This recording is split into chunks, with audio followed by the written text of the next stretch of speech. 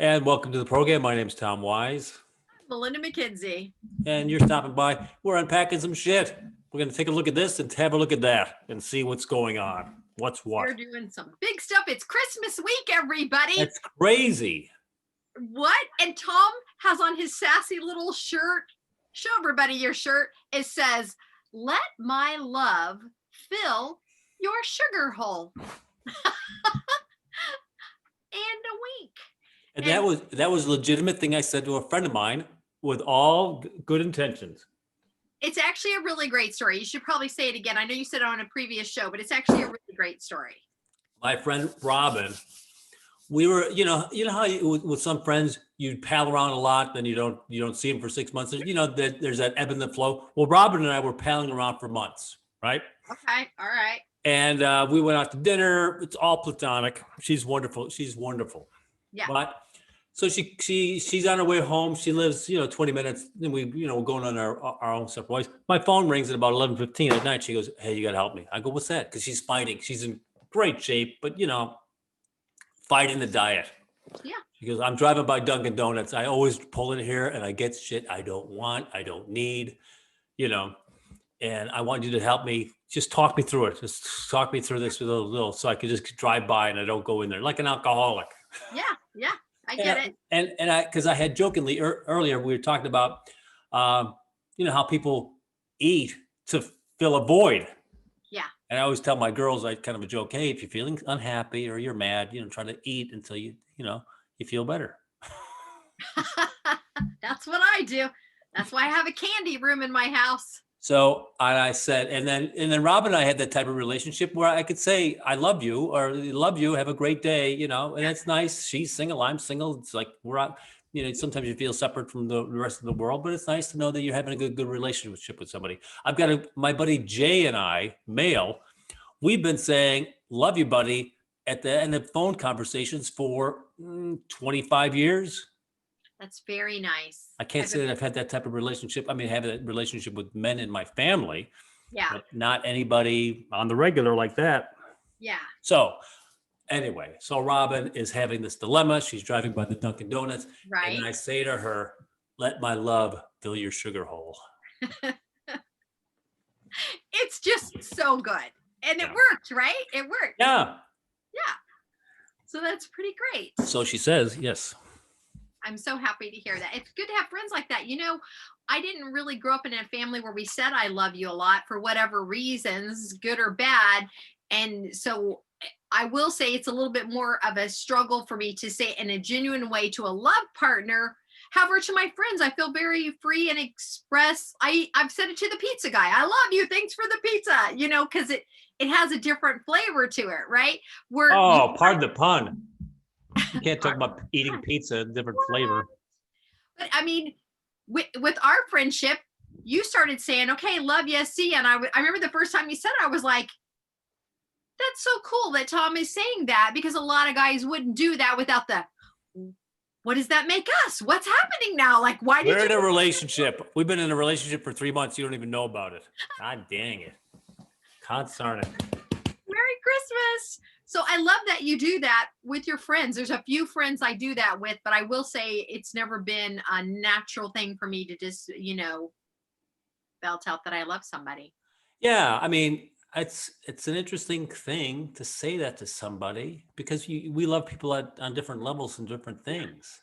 Right. And you should, hopefully, I could find, you think you'd find love for anybody that was being reasonable, or you just love a person because they're on the planet. We're sharing the same time on the planet together. Yeah. I mean, that's a little, I'm not going to be saying I love you to everybody.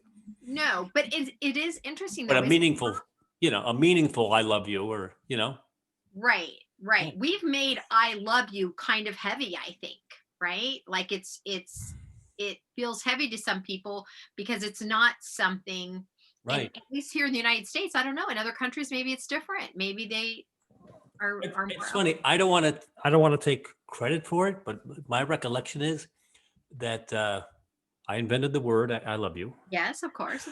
Yes. It's known. Check it in the Wikipedia. Yes.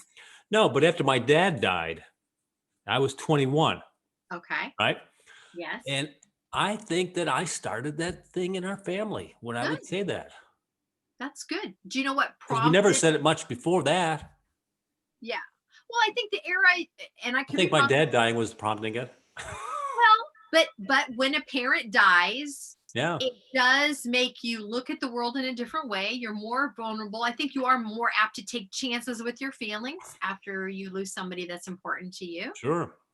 So yeah, I mean, my parents just didn't come from that era. I remember my dad that raised me. My biological dad had already passed away. My dad that raised me with my mom since I was a baby, he didn't really say "I love you" until I was an adult.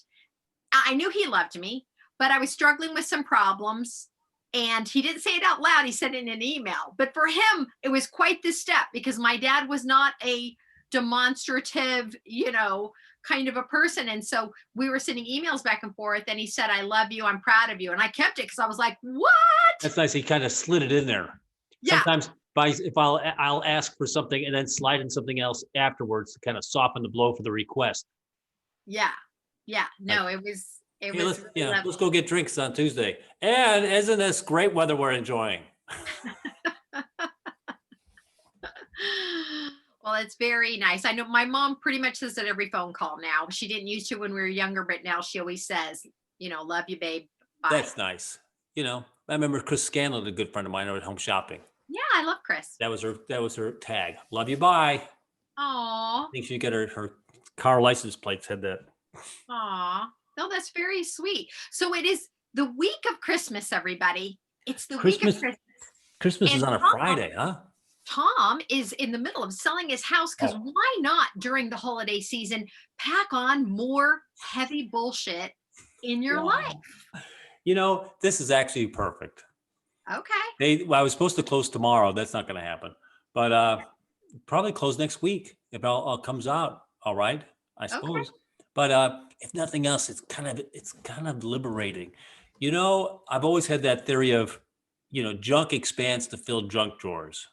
Sure.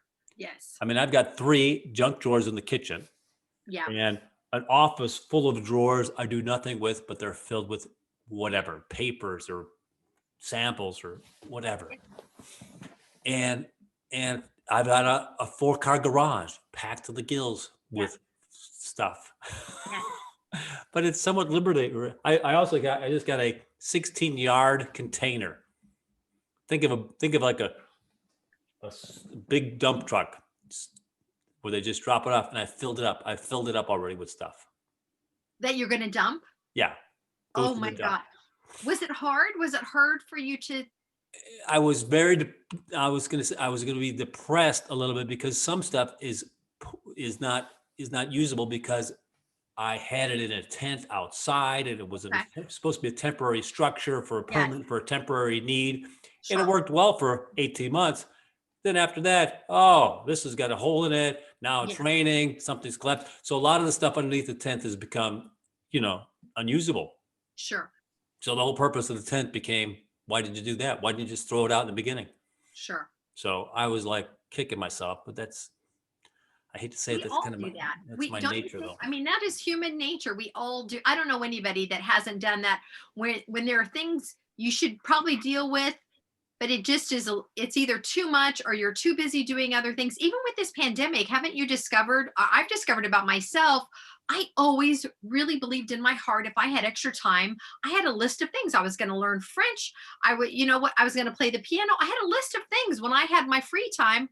Well, guess what, guys? You get I nothing but free time. had nothing but free time. Oh no, I'm using the same psychology on me when I'm making the move to my brother's house. Oh, I'm going, now I don't have all this ranch to tend to. And oh, so, every time I wanted to go work out, I said, you want to work out? Go fix something. yeah. There's shit to be hauled. You're saying it doesn't work? I'm saying it doesn't work on me. Well, I think it's the pandemic though. I think it's like when you go on vacation, you go on vacation as a way to relax and enjoy, but you still know you go back to your Right. regular life. So there's a certain motivational factor there. Here with the pandemic, it's just stretching on endlessly. So, if like for example, yesterday I didn't have work, it was a Sunday and I had downtime and I was like, do I need to get dressed today? Do I Can I have a candy bar for dinner? Does it matter? Do you think, wouldn't it be interesting, life coaching?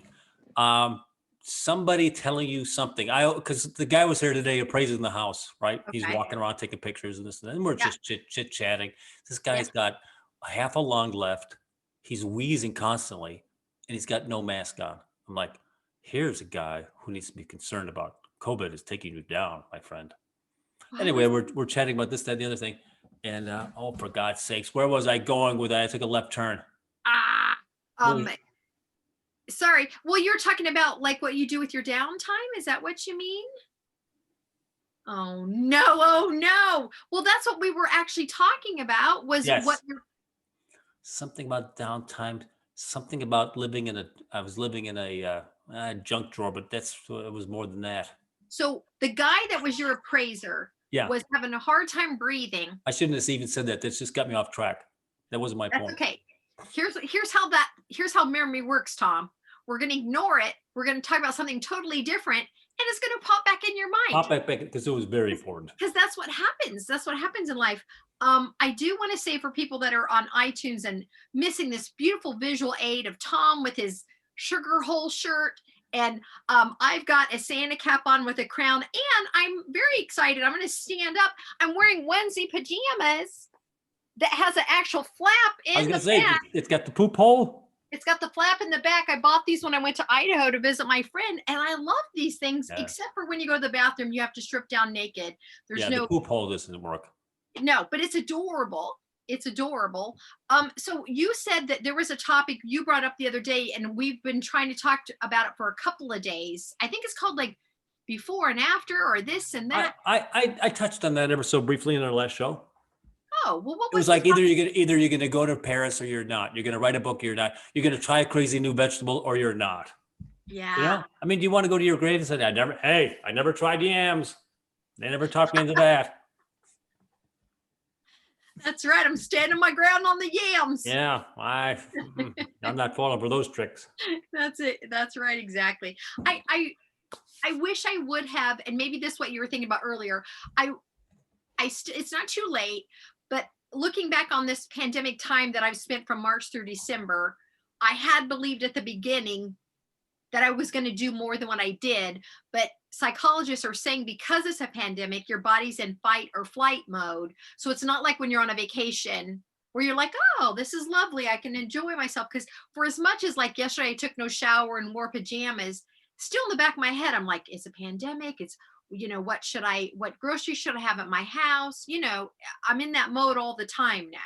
Right. Like, do No, I have everything I need? Is everything okay? it's exhausting to be on point all the time. I'll go out because I'll stay here in the rain. I'll be at my house all day long. And I'll finally go out and go, oh yeah, got to get the mask on. There we go. I'll forget.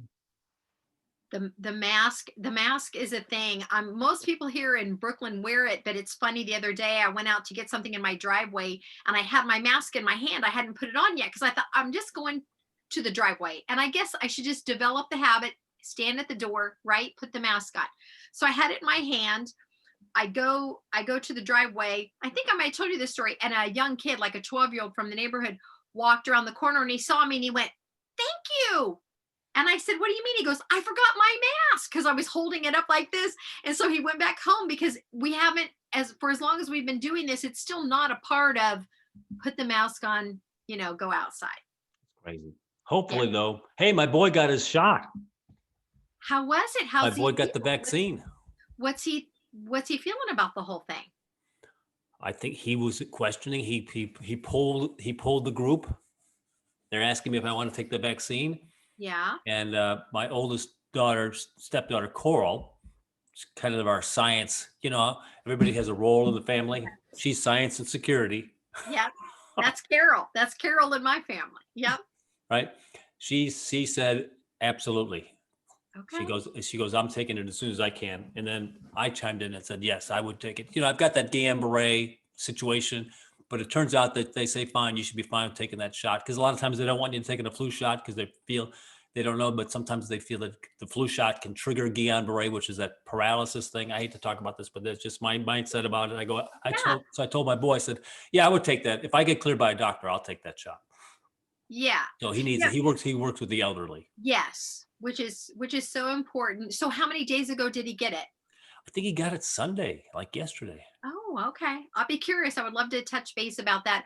I'm still learning about, Pfizer versus Yeah, Moderna. I noticed 2 growths on his neck though. So Well, I hadn't noticed those before. you know what they say. Haven't you seen those commercials when you take different things, how you're going to have long-term erectile And dysfunction? you And always go to the erectile dysfunction. I always go to it because it works. It gets attention. Erectile dysfunction. I thought it would have been funny, like not Netanyahu, he got the shot, or Mike Pence got the shot, right? Yes. Did you watch that on TV? They ran in the news cycle. I did. Benjamin Netanyahu.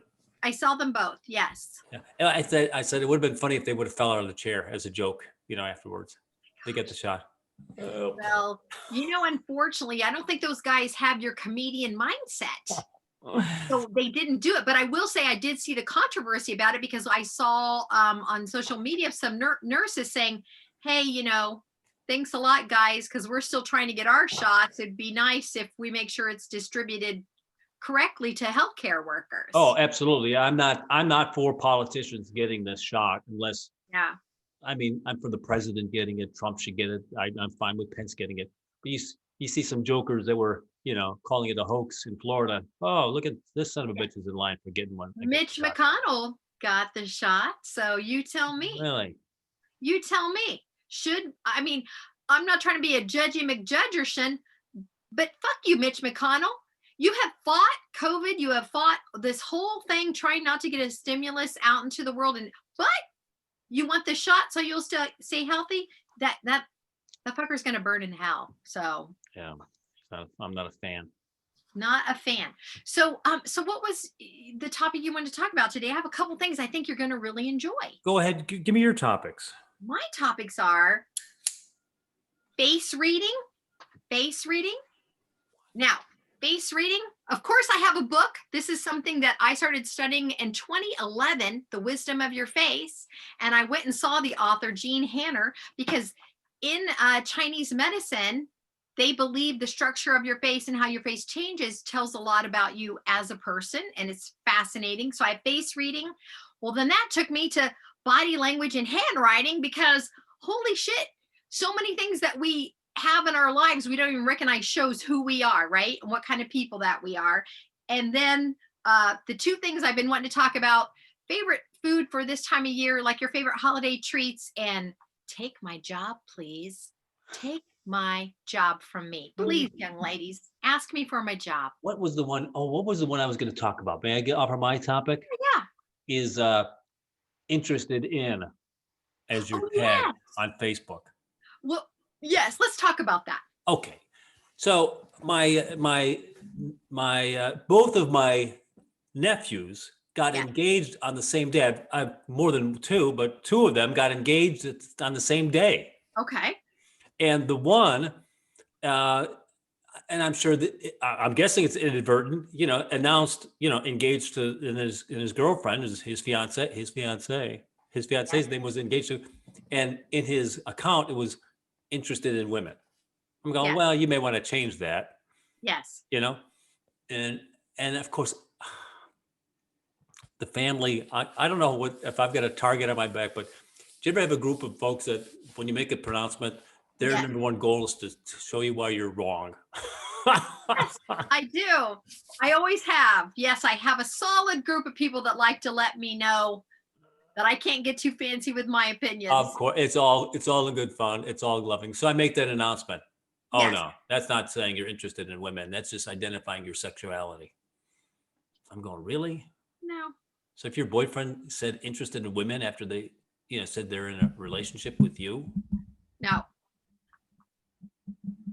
But is it a generational thing? Because like I said, it made me uncomfortable because the way I perceive it is if you say you're interested in women, to me, that shouts availability. Right. Exactly. That's exactly in my mind. That's what it does. If it says it identifies your sexuality, it's like, first of all, I think many folks would say it's none of your business what my sexuality is. Agreed. Right. Agreed. So here's a little spot in on Facebook that wants you to broadcast your sexuality, why not say heterosexual, homosexual, transsexual, or whatever? Right. Identify it with a very specific, I'm interested in whatever. I Yes. don't think it holds water to say it identifies your sexuality. I think that's some guy's, way to try So to did convince your his nephew girlfriend. respond? The one that had it posted, did he respond on why he kept up? I'm sure he just announced his fiance is being, and then he hasn't had a chance to change that in his profile, is what I'm guessing. But here's, I guess I'll take it a step further. Since Easy now. since he's engaged, Getting this is a closer to the woman I'm cliff. going to dig into some shit. Since he's engaged, that means they've been dating for a minute, right? Because Sure. you don't jump straight to engagement. So if they've been dating for a minute, the whole time they've been exclusively dating, he's interested in women. Here's the deal. Some people, he's on Facebook. I've seen 7 posts in a year. Yeah. So he's Facebook light. He filled Yeah. that out 7 years ago. He's interested in women. And then he's dating. He's not even thinking about it because it's not even in his wheelhouse, And so far, it hasn't become an issue with his girlfriend, who's probably likely is similarly also Facebook light. Yeah. So, but we also both know. I know I'm on Facebook a lot, Yeah. but I like it. I don't find it. I'm not arguing with people. I'm engaging, Yes. hopefully in a positive way. Yes. But we all know folks that, I haven't seen, he hasn't they don't participate much, but if something positive happens in their life, they like to post it, which is great. Yes. Right? Hey, I just want to, I got a big contract or something happened in my life, but they're not regulars on Facebook, But also, I will say this as someone who wants to argue, if he decides to go on Facebook and he's Facebook light, if he changes his status or shows that he's engaged, that would be the moment he would check his credentials and fix it. You know what? Is that really? I'm going to give him a pass. He wants to just do this one thing, and he broadcasts to the world, "This is my fiance."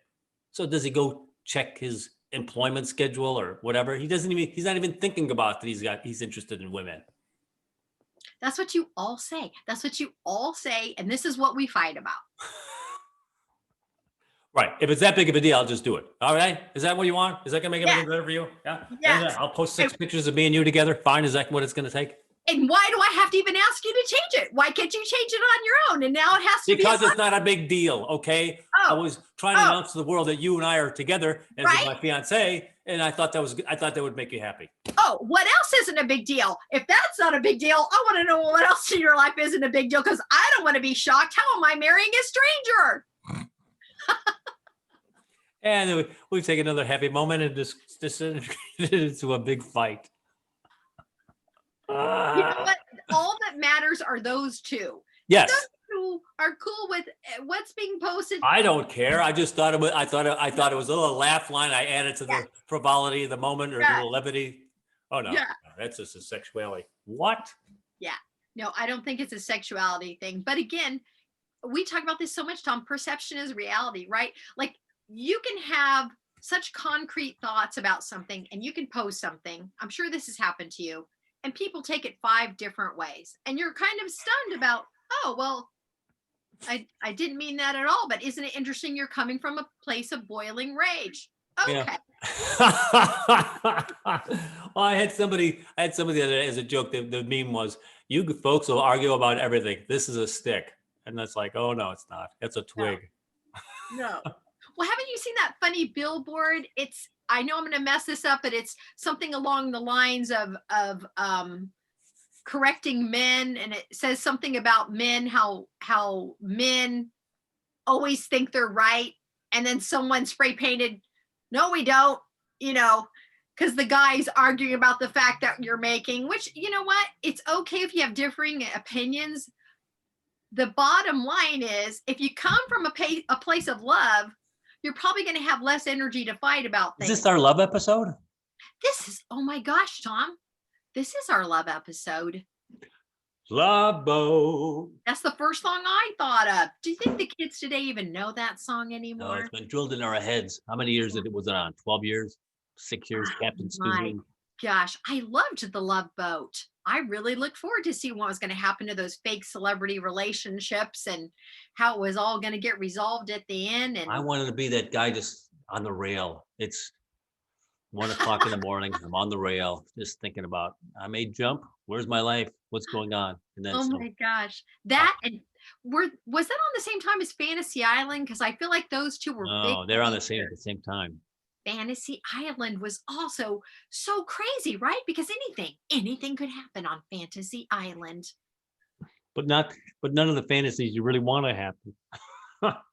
No, but I was always intrigued by that. It was almost like I really enjoyed Mission Never have. Impossible. Do you remember Mission Impossible? Sure. How so many I was always just thrilled by the intrigue. Like, what do you mean they can make a whole room look like something that it really isn't? What are you're taking your mask off? What?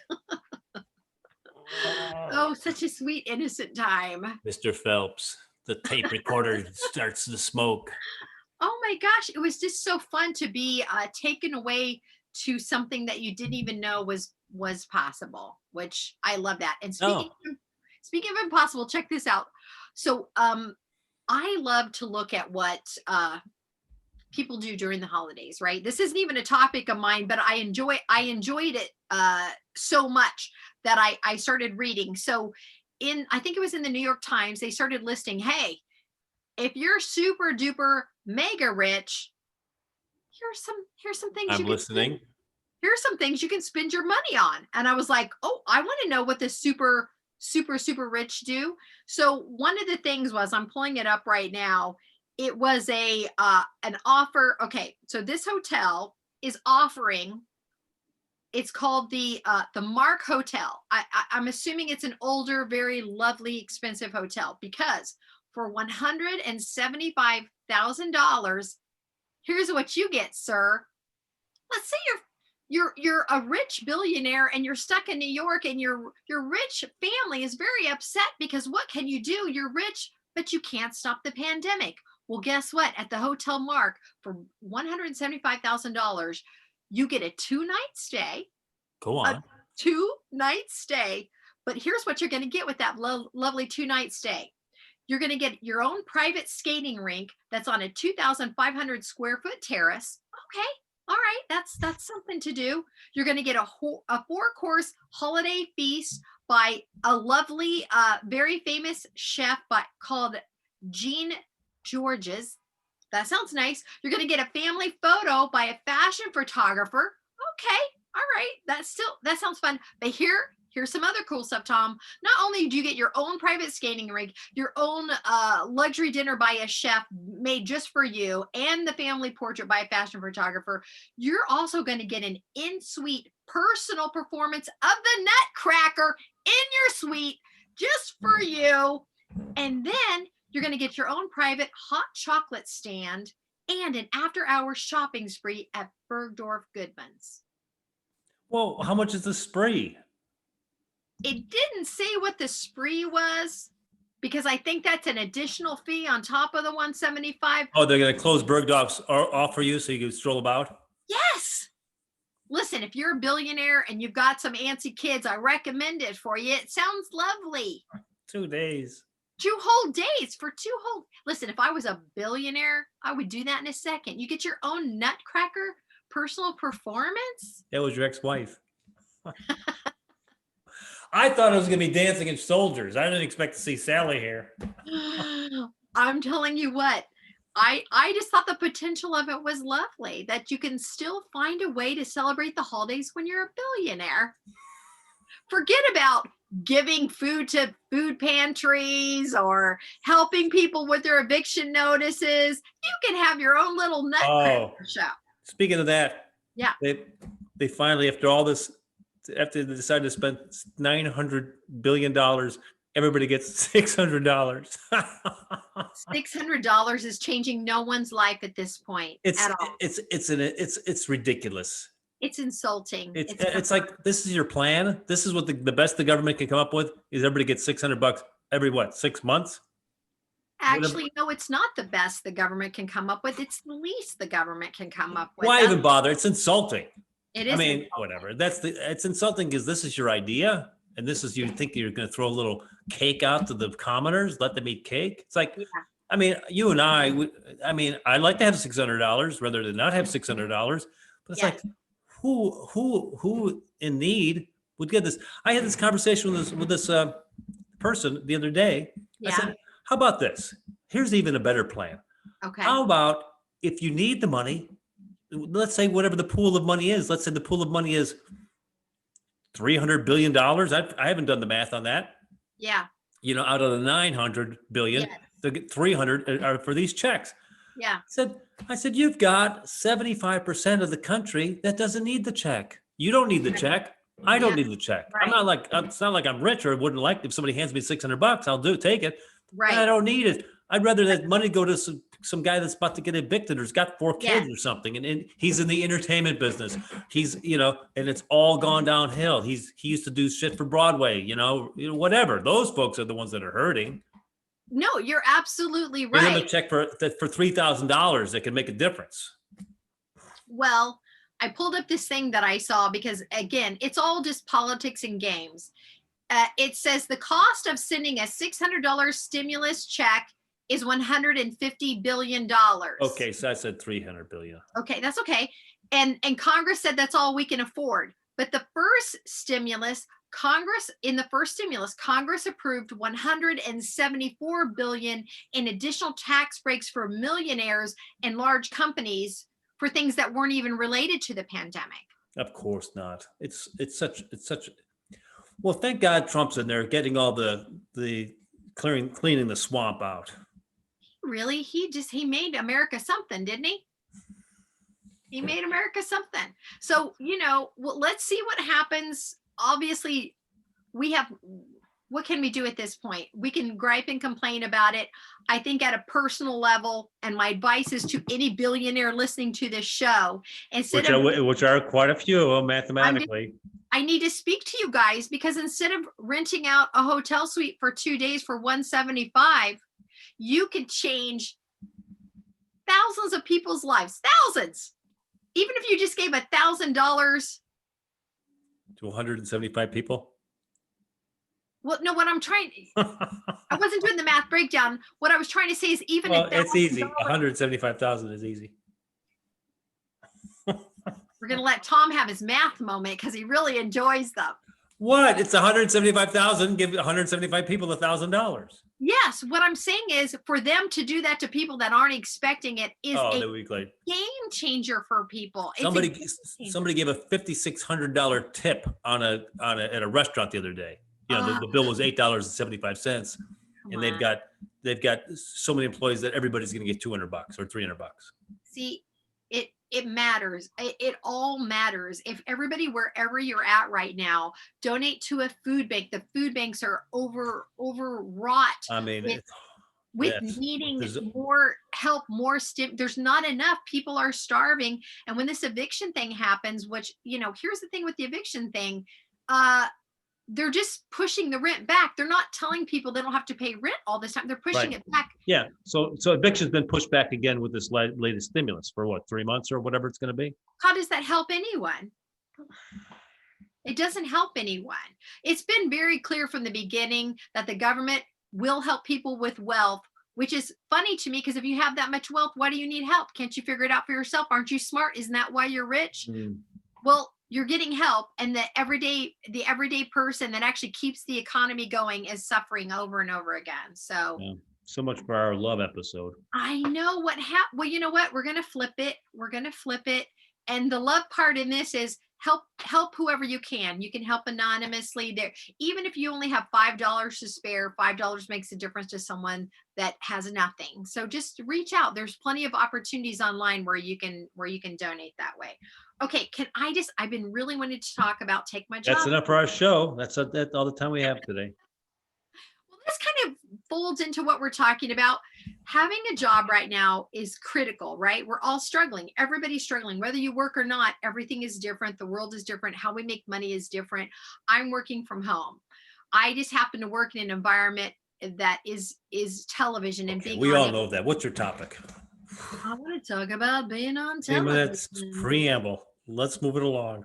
So, look at how Tom likes to put me in my place. It's weird because I don't get that from anybody else in my life. So I have had over and over again, and I've asked Tom for advice about this most recently, where women in particular, I've had men too, will say directly to me, who's your boss? What's the name of your company? I want to do what you do. Now you tell me, Tom, Have sex with my husband? what I'm hearing when they say that is, I want your job, which there is one of my job, and I'm doing it. So if you want my job, you're basically telling me with a smile on your face that you would like me to be gone so you could have what I have. You tell me the most gracious way to handle that. She did want to have sex with your husband. So here's the thing. I'm all for helping women, and I'm proud to say that I've done it a lot in my field. I think women should support other women, but I don't consider this supporting other women if you ask me who my boss is and the name of my company so you can do what How would you feel about them asking for general tips? I've helped women on regular. I'm happy to help women in the field, but I think there's a real distinction. And, you know, I sent you that last message I got from someone who I know socially. We're not really friends. And she put a little wink and a smile on it. Oh, hey, I just want the name of your company. I have a friend in the biz. Well, first of all, recommendations I think are very important. I'm happy to recommend someone if I decide to recommend them. If they ask me to recommend or give information to their friend in the biz, I don't know who this fucker is. That's love episodes completely off the rails. I'll try to keep the love in. So here's what I'm saying. You'd love it if they had a heart attack while they ask you. I would love to find a better way to respond to that, because to me, it feels like a direct hit. That's interesting. What do you do when someone asks you that with a smile on their face, if they can have your job? What would you do, Tom? Well, it's funny. I had, people say that to me over the years. Not a lot, not as much as you. But first of all, just the reality of it is, for a 62-year-old man breaking into the business, if I'm talking to somebody who's my peer, I said, good luck. I don't care what you're bringing to the table, unless you're grandfathered in some fashion. They're looking for a 35-year-old woman, 35-year-old man, somebody who ain't you or ain't, and they're tolerating me. I'm not the person that they're looking for. But if I'm talking to somebody who is 35 years old, man or woman, and see, it's funny because I would have a better attitude about encouraging somebody who's not going to compete with me. Yes. But also, she is probably going to compete with my friends. Yes. My ex is still working regularly. You're working regularly. Faith Marlowe working regularly. It's like, am I going to get this person, guidance to compete with one of my friends? Probably not. Well, and especially now, it's everything has changed. And I feel very lucky to have a job, but I didn't just show up one day and start talking on TV. I've been doing this for a very long time. But another thing is, I don't have any problem about directing somebody, because that path it's arduous. It's hard. You've got to have a lot of luck. But I have zero pull. I couldn't make a phone call on anyone's behalf. You can recommend somebody if they wanted to, because you do have a boss you work for. I'm working for, I'm working at HSN's pleasure, and I kind of get, jobs directed to my way through various means, but nothing that I, outside of me selling my own products, nothing that's, Home Shopping they've got a Rolodex. This guy comes in, it's a power tool. Okay, we got 7 guys that does power tools, and whoever's holding the Rolodex can choose either to ship them in your direction or not. Yeah. It's nothing I can do for the next guy. I could say what the process is, but I can't really get them recommended. So what's your advice when I get asked so directly if they can replace me? What's the best way? Because here's the thing. I don't like burning bridges. And I'm guessing that they're looking at you as a secure person. They may not see it as being an attack or trying to unearth you or throw you, but maybe they are. Remember there's that old Betty Davis movie where the woman is very nice and she's the assistant. She's running around. She's getting coffee, but all about Eve. It's Yeah. all about Eve, and she wanted to have that Betty. I think it was Betty Davis. They wanted to have that role as the actress, and she ended up getting it. Yes. All right. So I'm going to spill some inside dirt, some behind the scenes stuff. I will not mention names.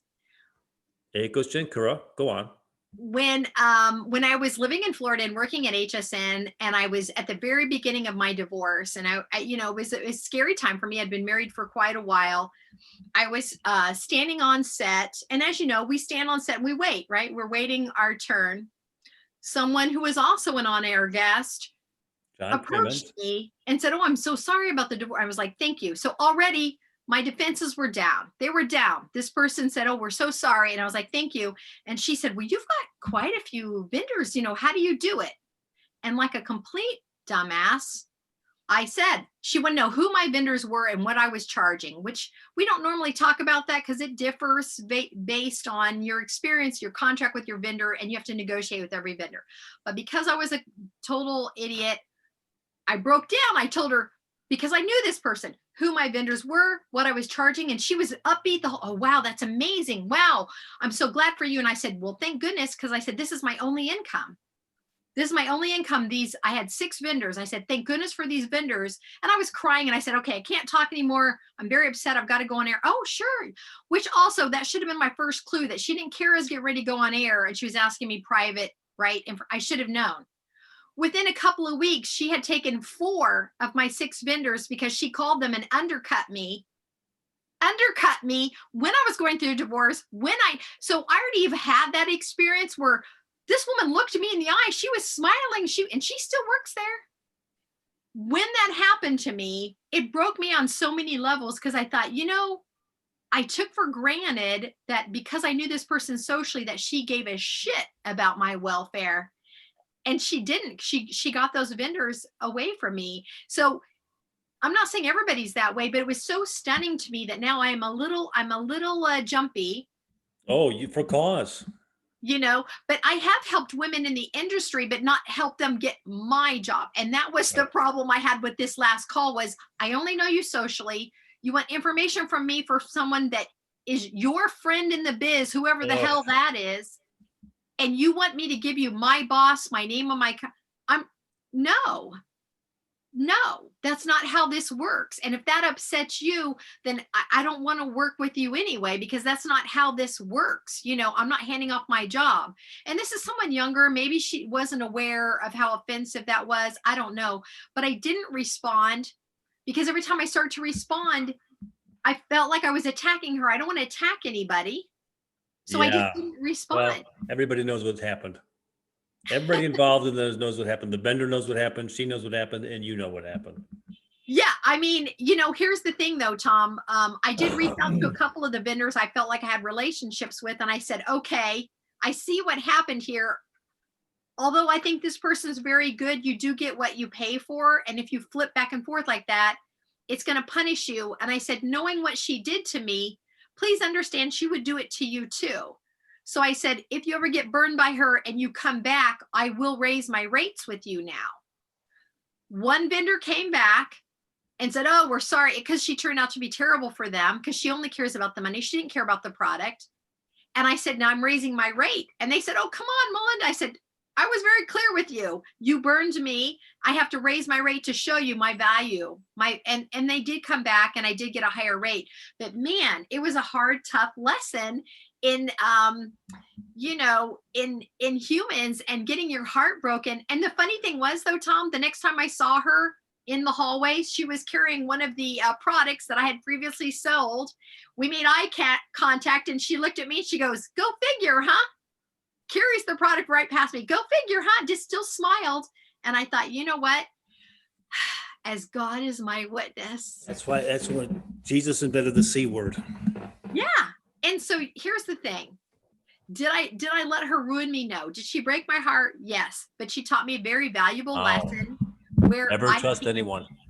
Well, no, the valuable lesson is you just have to be smarter in business. Friends and business don't really mix like that. And we were social friends. We weren't like, let's go out and have a drink friends. We were social friends. I should have known better so I don't share information as freely as I used to.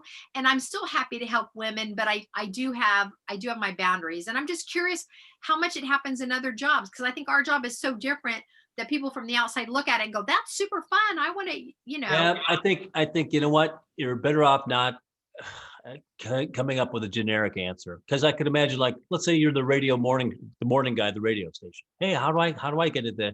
Here's what you do. You go to Columbia Broadcasting School, you go over there for 17 years, and then you take little tapes and you mail them out to the program directors. Hey, have a great day. Not, oh yeah, give Mitch Silver a call. He's my boss and he may be looking for cheaper help. Yeah.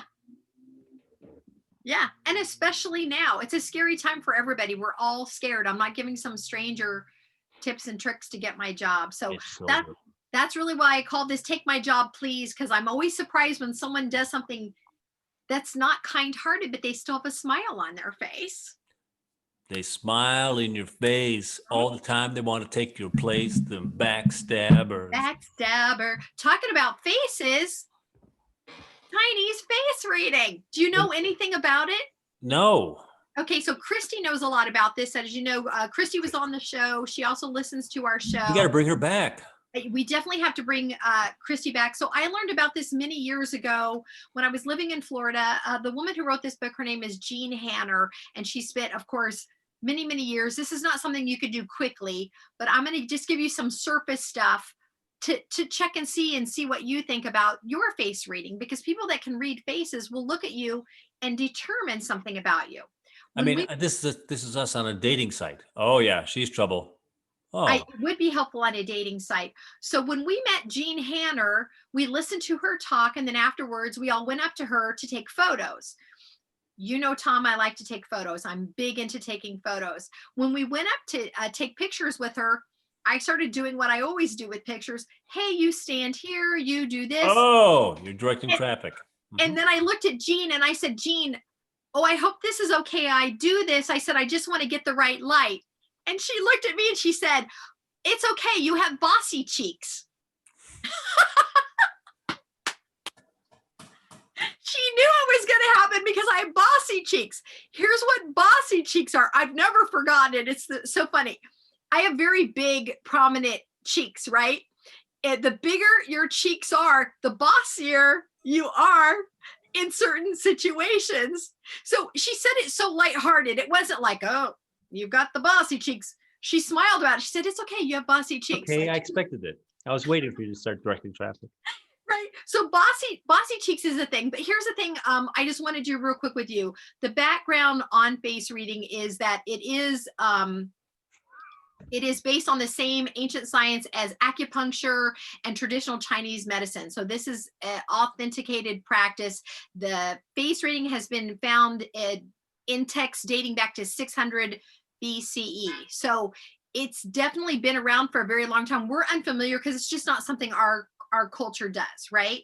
So in face reading, one of the quick little things that you can do is your ears. So check out your ears.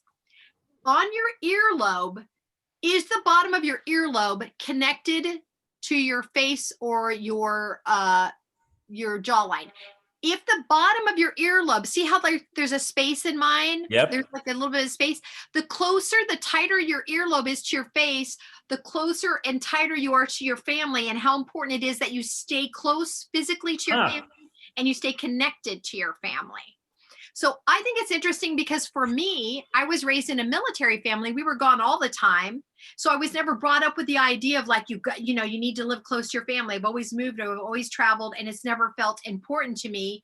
And in Chinese face reading, they talk about how your face changes over time to show kind of what you've been through. So therefore, women that get Botox or if you get a nose job, it changes your path. Okay, so for example, big prominent noses are very important. So if you have a big nose and you change, a lot of people want smaller noses, right? According to Chinese face reading, it'll change your fortune. Big noses are very, very important, just like big ears are. So here's something I learned about the ears. So we've already decided your ear is close, right? Yep. Yeah. So, and I feel like that's true about you, that you like to be close to your family. Family is important Absolutely. to you.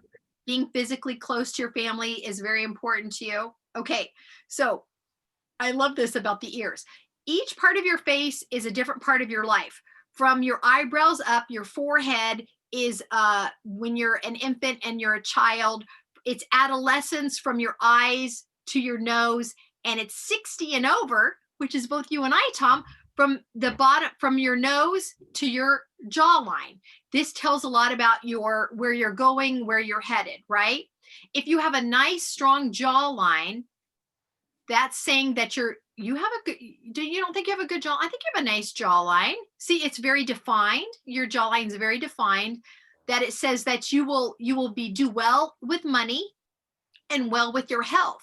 So if you have like an undefined jawline or soft, undefined, you have more health struggles, right? So check out the earlobes. The fatter and fleshier your earlobes are, the healthier you will be. Now, I feel like mine aren't, I didn't think they were fat or fleshy. I know. Yeah, they look pretty significant to me. But I think they're okay. Like they're not like tiny. If you have tiny ears and tiny earlobes, it says that you're more likely to be stingy and not as generous with money and giving. Huh. Right? And it says, of course, we all know your earlobes grow with age, but with some people, if you have the smaller earlobes and you're over 60, then you're going to have a problem with your health and with money. Why are you laughing? This is good stuff. This is fact.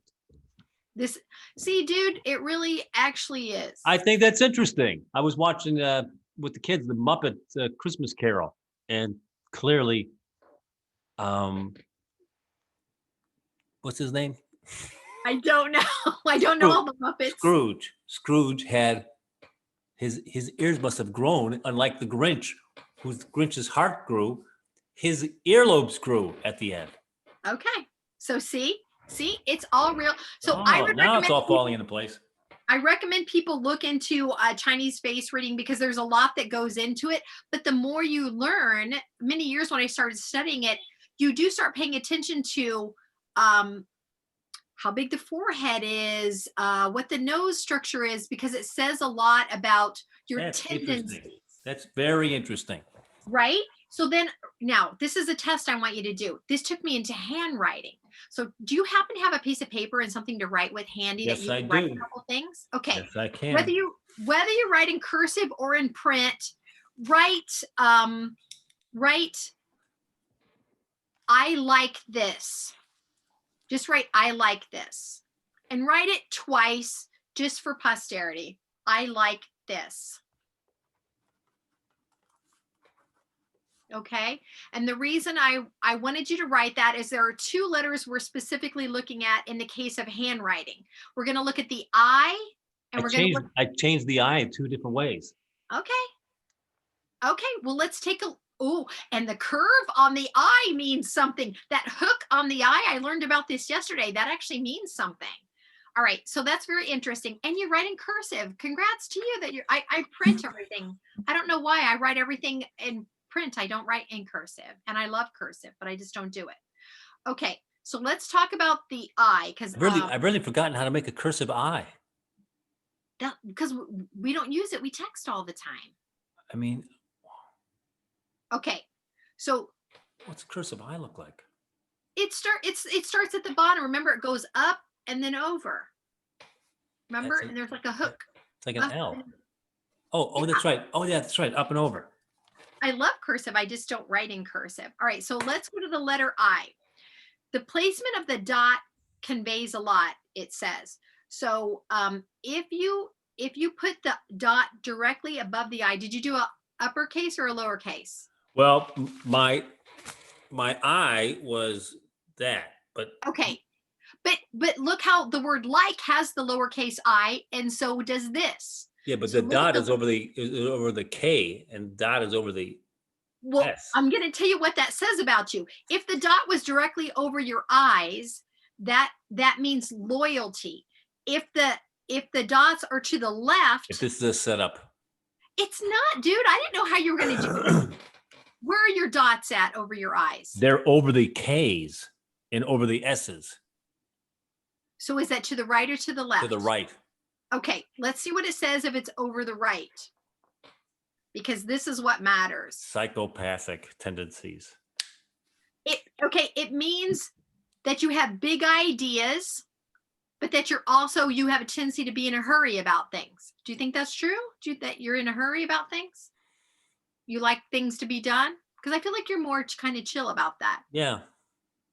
But I like that it says you have big ideas. Now with the T's, that's where dotting your I's and crossing your T's, that's something they talk about.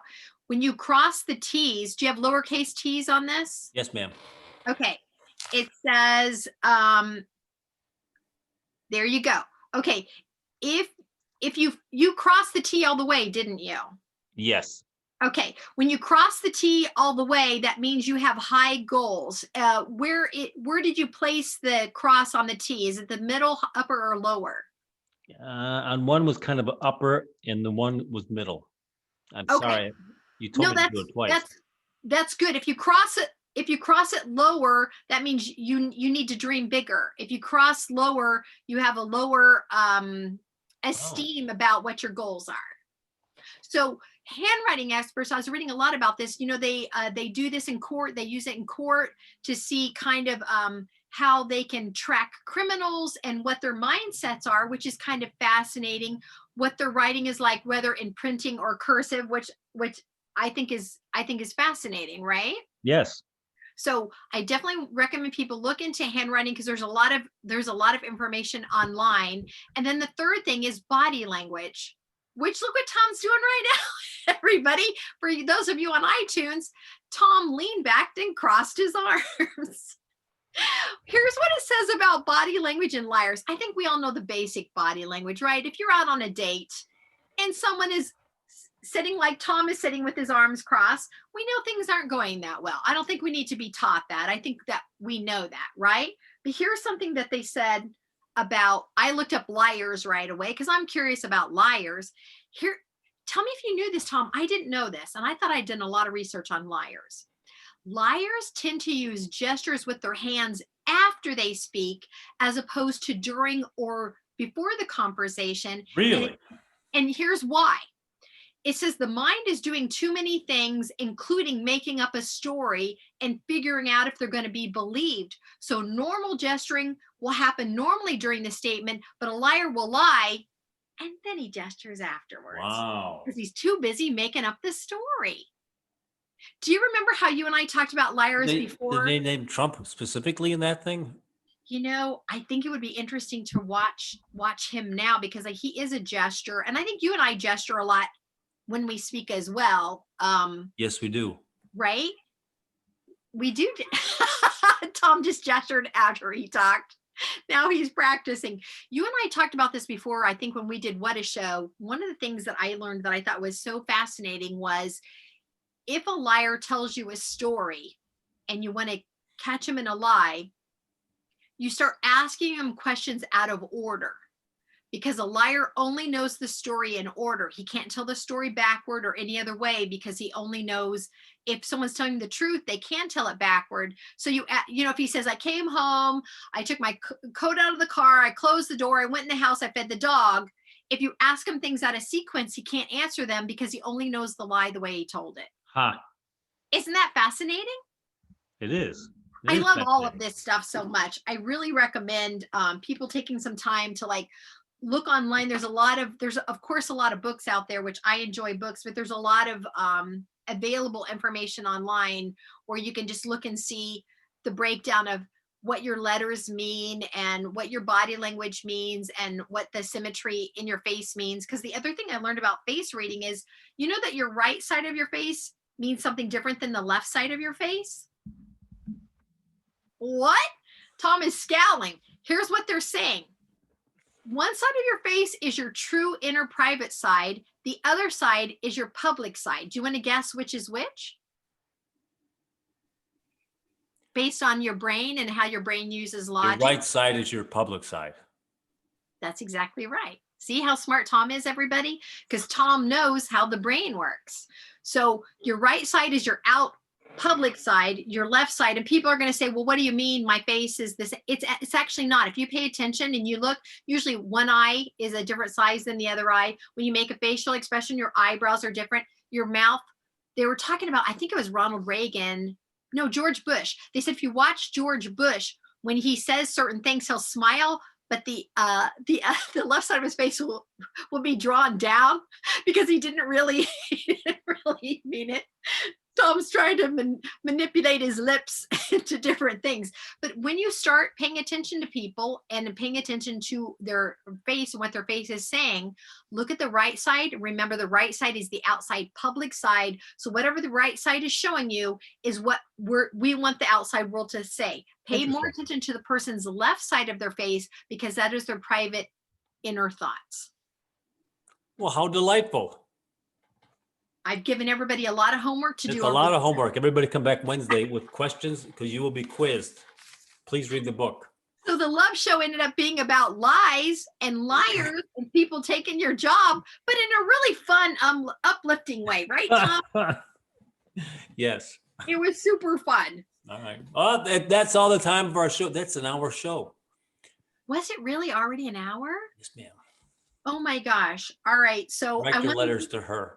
I want to leave everybody with this. A Stanford study said that 90% of our happiness isn't based on what's happening in the world. It's based on how we see the world. Oh, I like that. And on that note, my name's Tom Wise. I'm Melinda McKinsey. Thank you for unpacking all of your shit with us during this Christmas week. And that's another one in the can. See you on Wednesday. Have a good day.